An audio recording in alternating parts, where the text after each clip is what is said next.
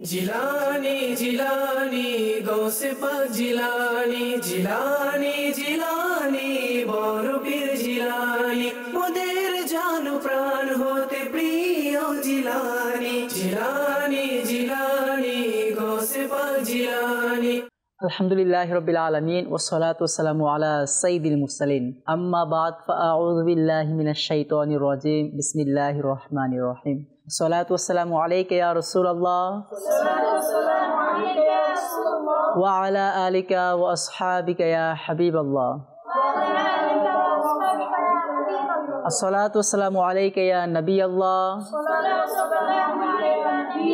ওয়া আলা আলিকা ওয়া আসহাবিকা ইয়া নূরাল্লাহ। প্রিয় ছোট বন্ধুরা এবং মাদানী চ্যানেলের দর্শক শ্রোতা, আলহামদুলিল্লাহ আমরা প্রতিদিন আপনাদের মাঝে নতুন একটি অনুষ্ঠান নিয়ে আসছি, আর তা হচ্ছে ছোটদের গাউসে পাক। ছোটদের গাউসে পাক অনুষ্ঠানে আপনাদের সকলকে জানাই আন্তরিক শুভেচ্ছা, মুবারকবাদ। দুরুদে পাকের ফজিলতের মাধ্যমে শুরু করছি। হুজুর করিম সাল্লাল্লাহু আলাইহি সাল্লাম ইরশাদ করেন, যখন তোমরা কোনো কিছু ভুলে যাও আমার প্রতি দুরুদে পাক পাঠ করো, ইনশাআল্লাহ স্মরণে এসে যাবে। ছোট বন্ধুরা, আমরা লেখাপড়া করছি, পড়াশোনা করছি, কেউ স্কুলে পড়ছি, কেউ মাদ্রাসায় পড়ছি, কেউ ক্যাডেট স্কুলে পড়ছি, বা যে যে প্রতিষ্ঠানে পড়ছি না কেন, আমরা স্মৃতিশক্তি নিয়ে আমরা লেখাপড়া করছি।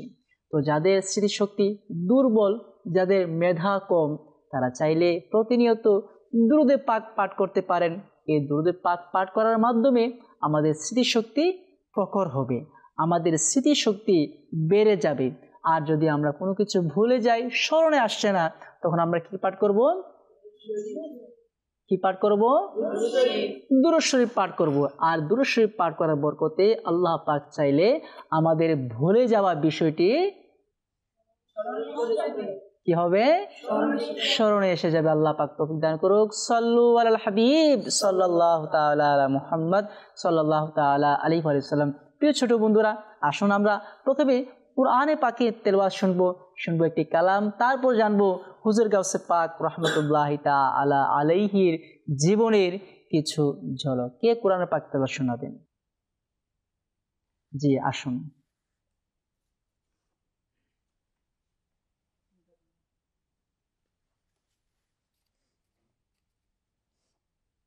أعوذ بالله من الشيطان الرجيم. بسم الله الرحمن الرحيم. تلك من أنباء الغيب نوحيها إليك ما كنت تعلمها أنت ولا قومك من قبل هذا فاصبر إن العاقبة للمتقين. صدق الله العلي العظيم. মাশাআল্লাহ, আমরা শুনছিলাম কোরআনে পাকের তেলাওয়াত। প্রিয় ছোট বন্ধুরা, কোরআনে পাক তেলাওয়াত করলে সকলেরই ভালো লাগে না? সকলেরই ভালো লাগে। শুনতে মনে চায় না? শুনতে মনে চায়, পড়তেও মনে চায়। আপনারা তো সবসময় পড়েন, তো পাশাপাশি যারা আমাদের এই দর্শকবৃন্দ দেখছেন, ছোট বন্ধুরা দেখছেন, আপনারাও নিয়ত করেন ইনশাআল্লাহ আমরা সর্বদা কোরআনে পাকের তেলাওয়াত শুনবো এবং কোরআনে পাক পাঠ করব ইনশাআল্লাহ আজ্জা ওয়া জাল। আল্লাহ পাক আমাদেরকে তৌফিক দান করুক। প্রিয় ছোট বন্ধুরা, যেহেতু আমরা অনুষ্ঠান শুরু করে নিয়েছি কোরআনে পাকের তেলাওয়াতের মাধ্যমে, এখন একটি কালাম শুনবো, আর কালামের পরে আমাদের অনুষ্ঠান ছোটদের গাউসে পাক এর যে মূল বিষয় তথা হুজুর গাউসে পাক রাহমাতুল্লাহি তাআলা আলাইহির জীবনের কিছু ঝলক, তার উত্তম আদর্শ, তার কারামত, তার মর্যাদা নিয়ে আমরা কিছু আলোচনা করব ইনশাআল্লাহ আজ্জা ওয়া জাল। আসুন প্রথমে আমরা একটি কালাম শুনে নেই। কে কালাম শোনাবেন? জি, সামনে আসুন।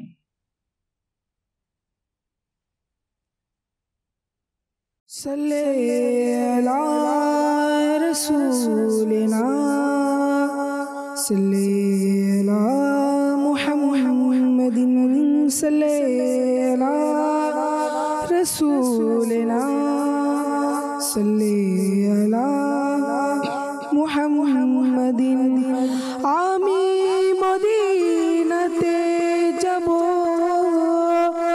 আজ না হয় তো কাল যাব প্রিয় আকা আমায় ডাকিবে আজ না হয় তো কাল যাব সাল্লে আলা রাসূলিনা সাল্লে আলা মুহাম্মাদিন প্রিয় নবীর আগমনে আনন্দিত আশিকানে রাসূল প্রিয় নবীর আগমনে আনন্দিত আশিকানে রাসূল আজকে সবে খানে আশিকানে রাসূল আজকে সবে খানে আশিকানে রাসূল না তো সনায় বিমোহিত আশিকানে রাসূল প্রিয় নবীর আগমনে আনন্দিত শিকানে রাসূল প্রিয় নবীর আগমনে আনন্দিত আশিকানে রাসূল প্রিয় নবীর মিলাদকে আমরা সবাই ভালোবাসি প্রিয় নবীর মিলাদকে আমরা সবাই ভালোবাসি আয়োজন করছে সদা আশিকানে রাসূল প্রিয় নবীর আগমনে আনন্দিত আশিকানে রাসূল প্রিয় নবীর আগমনে আনন্দিত আশিকানে রাসূল মিলাদুন নবীর মাসে খুব বেশি পড়াতে থাকো মিলাদুন নবীর মাসে খুব বেশি ওড়াতে থাকো ঘরে সবুজ পতাকা আশিকানে রাসূল প্রিয় নবীর আগমনে আনন্দিত আশিকানে রাসূল প্রিয় নবীর আগমনে আনন্দিত আশিকানে রাসূল আজকে সবেখানে আশিকানে রাসূল আজকে সবেখানে আশিকানে রাসূল না তো সনায় বিমোহিত আশিকানে রাসূল প্রিয় নবীর আগমনে আনন্দিত আশিকানে রাসূল প্রিয় নবীর আগমনে আনন্দিত আশিকানে রাসূল মাশাআল্লাহ মাশাআল্লাহ খুব চমৎকার ভাবে আমাদেরকে নাতে মুস্তফা শুনিয়েছেন আমার এই ছোট বন্ধু আল্লাহ পাক তাকে কবুল করুক প্রিয় ছোট বন্ধুরা আমরা দেখছি অনুষ্ঠান ছোটদের গাউসে পাক এই ছোটদের গাউসে পাক অনুষ্ঠান যেহেতু আমরা নিয়েছি আর এই অনুষ্ঠান এর মেইন উদ্দেশ্য হচ্ছে যে হুজুর গাউসে পাক রহমাতুল্লাহি তাআলা আলাইহির উরুস মুবারক উপলক্ষে কি উপলক্ষে সাল্লু আলাল হাবিব সাল্লাল্লাহু তাআলা আলা মুহাম্মদ সাল্লাল্লাহু তাআলা আলাইহি ওয়া সাল্লাম জি আপনি বলুন হুজুর গাউসে পাক রহমাতুল্লাহি তাআলা আলাইহি জন্ম কত তারিখে হয়েছে এবং কোন মাসে হয়েছে জি বলুন রমজান মাসের 1 তারিখে জি হ্যাঁ হুজুর গাউসে পাক রহমাতুল্লাহি তাআলা আলাইহি রমজানুল মুবারকের প্রথম তারিখে পহেলা রমজান হুজুর গাউসে পাক দুনিয়াতে আগমন করেন এমনকি বলা হয়েছে হুজুর গাউসে পাক রহমাতুল্লাহি তাআলা আলাইহি যখনই দুনিয়াতে এসেছেন তখন থেকে রোজা রাখা শুরু করে দিয়েছেন হুজুর গাউসে পাক রহমাতুল্লাহি তাআলা আলাইহির আম্মি জান বলেন আমি একটি বিষয় ফলো করলাম যে আমার ছোট আব্দুল কাদির শিশু শেষ দিনের বেলা আমার দুধ পান করে না যখন ইফতারের সময় হয়ে যায় তখনই আমার আব্দুল কাদির দুধ পান করে কিন্তু দিনের বেলা দুধ পান করে না আমি বুঝতে পেলাম যে সারাটা রমজান মাস এভাবে গাউসে পাক অতিবাহিত করে দিয়েছেন আমার বোধগম্য হয়ে গেল যে হুজুর গাউসে পাক গোটা রমজানে রোজা রেখেছেন সুবহানাল্লাহ হুজুর গাউসে পাক রহমতুল্লাহি তাআলা আলাইহির এটিও একটি কারামত, তিনি জন্মের শুরু থেকে দুনিয়াতে এসেই কি করেছেন? রোজা রেখেছেন। আমরা রোজা রাখবো? ছোট বন্ধুরা আপনারা রাখবেন? নিয়ত করে নিন, হয়তো বা একটু কষ্ট হবে, কিন্তু চেষ্টা করুন আস্তে আস্তে ধীরে ধীরে। এক এক মাসে প্রথম রমজানে আপনি একটি রাখলেন, বা এর পরবর্তী বছর আপনি 2টি রাখলেন, বা এর পরবর্তী রমজানে আপনি 5টি রাখলেন। আপনি দিন দিন রোজার সংখ্যাটাকে বাড়িয়ে দিবেন, তথা সামনের বছর আপনি 5টি রাখবেন, এর পরের বছর 10টি রাখবেন, এর পরের বছর 15টি রাখবেন। যতটুকু আপনার সম্ভব হয় আপনার আব্বুকে বলে দিবেন যে আমি রোজা রাখতে চাই, আপনারা আমাকে সাহায্য করুন, আমাকে সহযোগিতা করুন, আমি রোজা রাখতে চাই। তখন দেখবেন আপনার আব্বু আপনাকে রোজা রাখার জন্য সেহরির আয়োজন করবে, ইফতার আয়োজন করবে, আপনার খেদমত করবে, আপনার জন্য পরিবেশ তৈরি করে দেবে যেন আপনার রোজা রাখাতে কষ্ট না হয়। আল্লাহ পাক আমাদেরকেও রোজা রাখার তৌফিক দান করুক। সাল্লু আলাল হাবিব সাল্লাল্লাহু তাআলা আলা মুহাম্মদ সাল্লাল্লাহু তাআলা আলাইহি ওয়া সাল্লাম। প্রিয় ছোট বন্ধুরা, আজ আমরা জানব হুজুর গাউসে পাক রহমতুল্লাহি তাআলা আলাইহির ছোটকালে একটি কারামত। কোন কালের? ছোটকালের, যখন হুজুর গাউসে পাক কিশোর বয়সে ছিলেন। তিনি ছোট ছিলেন, তার পিতা মহোদয় খানকা ছিল, ওই খানকা তার পিতা মহোদয় পরিচালনা করতেন। খানকার সুফি বুজুর্গ ছিলেন। তো ওই খানকা শরীফের মধ্যে একজন মহিলা, পর্দানিসীন মহিলা আসলো ছোট্ট একটি বাচ্চা নিয়ে। তো এসে দরবারের বুজুর্গের কাছে বলল, ইয়া সাইদি, আমার এই ছোট্ট শিশুটি, আমার স্বামী নেই, আমার এই ছোট্ট শিশুটি যখন আমার পেটে ছিল আমার স্বামী মারা যায়, আর আমার এই ছোট্ট বাচ্চাটিকে আমার স্বামীর একমাত্র নিদর্শন, একমাত্র সন্তান, এটি আমার বেঁচে থাকার ঠাঁই, এছাড়া আমার আর কিছুই নেই। আমার এই ছোট্ট বাচ্চাটি অসুস্থ ছিল, আমি এই দরবারে নিয়ে আসছিলাম, পথিমধ্যে আমার এই ছোট্ট বাচ্চাটি ইন্তেকাল করলো। ইন্না লিল্লাহি ওয়া ইন্না ইলাইহি রাজিউন। ইয়া সাইদি, এই সম্বলটি ছাড়া আমার আর কিছুই নেই, তবুও অনেক আশা নিয়ে আপনার খানকাতে এসেছি, কেননা আপনার খানকা শরীফের সুনাম খ্যাতি সারা দেশে ছড়িয়ে আছে। আমি বিশ্বাস নিয়ে, আল্লাহ পাকের প্রতি ভরসা নিয়ে আপনার খানকাতে এসেছি। ইয়া সাইদি, আপনি কোনো ব্যবস্থা করুন। তখন বুজুর্গ, খানকা শরীফের যে বুজুর্গ ছিল, গাউসে পাকের পিতা মহোদয় ছিল, তিনি ওই মহিলাটিকে সবর করার জন্য, ধৈর্য ধারণ করার জন্য উপদেশ দিয়ে তিনি ভিতরে চলে গেলেন। এদিক দিয়ে এই ছোট্ট গাউসে পাক শিশু বাচ্চা হুজুর গাউসে পাক আসলেন, আর এসে দেখেন এই মহিলাটি কান্নাকাটি করছেন। তো হুজুর গাউসে পাকের অন্তরে মায়া চলে আসলো যে আমার সামনে একটি মহিলা কান্নাকাটি করছে, আহাজারি করছে, অশ্রু বিসর্জন দিচ্ছে, আমি কিভাবে এই মহিলার দোয়া করাবো না। তো হুজুর গাউসে পাক রহমতুল্লাহি তাআলা বললেন, হে মা, আপনি দেখুন আপনার বাচ্চা তো মারা যায়নি, আপনার বাচ্চা নাড়াচাড়া করছে। সুবহানাল্লাহ। তো যখন দেখা হলো যে আসলে ওই মৃত বাচ্চাটি আল্লাহ পাকের দয়ায়, হুজুর গাউসে পাক রহমতুল্লাহি তাআলা আলাইহির ওসিলায় ওই মৃত ছোট বাচ্চাটি জীবিত হয়ে গেল। যখন খানকা শরীফ থেকে ওই বুজুর্গ আসলো, হুজুর গাউসে পাকের আব্বা জান যখন ভিতর থেকে আসলো আর দেখে বুঝে গেলেন যে এটি গাউসে পাকের কারামত, তখন ছোট শিশুকে একটি লাঠি দিয়ে তাড়া করছেন। তো গাউসে পাক দৌড়ে দৌড়ে একটি কবরস্থানে চলে গেলেন। কোথায় গেলেন? কবরস্থানে চলে গেলেন। যখন কবরস্থানে গেলেন আর বললেন, হে কবরবাসীরা, আমাকে বাঁচাও। তখন কবরবাসী থেকে অনেক মুর্দার ঢাল হয়ে গাউসে পাকের পক্ষে দাঁড়িয়ে গিয়েছে।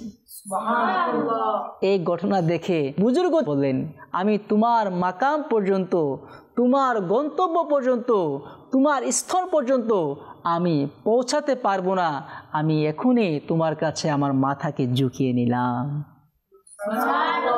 প্রিয় ছোট বন্ধুরা, আসলে গাউসে পাকের কত বড় কারামত যে ছোট কাল থেকে আল্লাহ পাক তাকে এত ক্ষমতা দিয়েছেন, তিনি আল্লাহ পাকের কাছে দোয়া করলে ছোট্ট শিশু বাচ্চা, মৃত বাচ্চা জীবিত হয়ে যায়। শুধু তাই নয়, যে কবরবাসীরা কবর থেকে উঠে তার জন্য ঢাল স্বরূপ দাঁড়িয়ে যায়। সুবহানাল্লাহ। আর গাউসে পাক ছিলেন মাদারজাত ওলি। কি ছিলেন? মাদারজাত ওলি কাকে বলা হয়? মাদারজাত ওলি তাকে বলা হয় যিনি দুনিয়াতে আসার পূর্বে তথা দুনিয়াতে আল্লাহ পাকের ওলি হয়ে আসেন। কি হয়ে আসেন? দুনিয়াতে আসার সময় সে আল্লাহ পাকের ওলি। আরেক প্রকার ওলি হচ্ছে কাসবি, যা আমলের মাধ্যমে, নফল ইবাদতের মাধ্যমে বান্দা আল্লাহ পাকের নৈকট্যশীলতা অর্জন করে, আল্লাহ পাকের কুরবাত হাসিল করে অবশেষে সে আল্লাহ পাকের ওলি হয়ে যায়। কিন্তু আমার গাউসে পাক ছিলেন, কি ছিলেন? মাদারজাত ওলি ছিলেন। কি ছিলেন? মাদারজাত ওলি ছিলেন। তো এই ঘটনা থেকে আমরা কয়েকটি বিষয় জানতে পেলাম যে হুজুর গাউসে পাক ছোটকালে কি করতেন? রোজা রাখতেন। আর ছোটকালে আল্লাহ পাক তাকে বেলায়েতের কি করেছেন? ক্ষমতা দান করেছেন। এজন্য হুজুর গাউসে পাকের দোয়ার বরকতে আল্লাহ পাক ছোট মৃত বাচ্চাকে জীবিত করে দিয়েছেন। আল্লাহু আকবার। তার মানে গাউসে পাকের ক্ষমতা কত বেশি, অনেক ক্ষমতা। কেননা গাউসে পাক নিজেই বলেন যে আমার কদম সকল আউলিয়ে কেরামের কাঁধের উপরে। হুজুর গাউসে পাক রহমাতুল্লাহি তাআলা আলাইহি তিনি বর্ণনা করেন যে নাযারতু ইলা বিলাদিল্লাহি জামআন কা খরদালাতিন আলা হুকমি ইত্তিসালি। আমরা তো হাত দেখছি, আমার হাতের তালুতে কয়টা দাগ আছে, কয়টা রগ আছে, কয়টা চিহ্ন আছে আমি দেখতে পাচ্ছি না?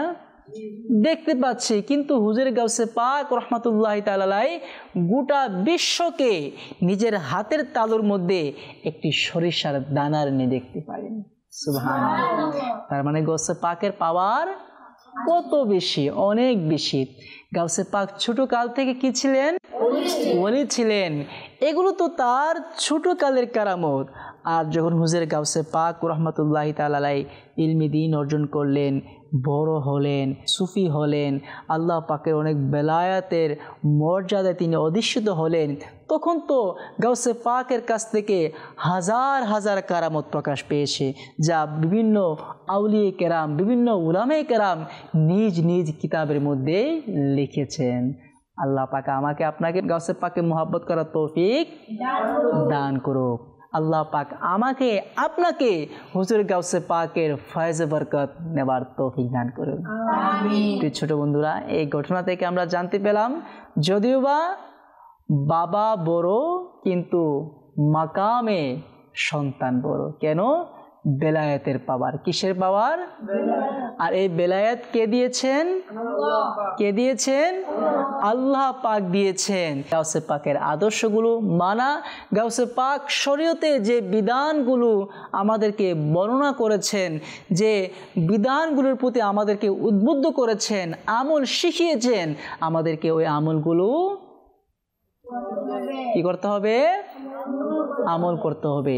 হুজুর গাউসে পাক নামাজ পড়েছেন, আমাদেরকে নামাজ পড়তে হবে। আমরা শুনেছি হুজুর গাউসে পাক দুনিয়াতে আসার সাথে সাথে কি করেছেন?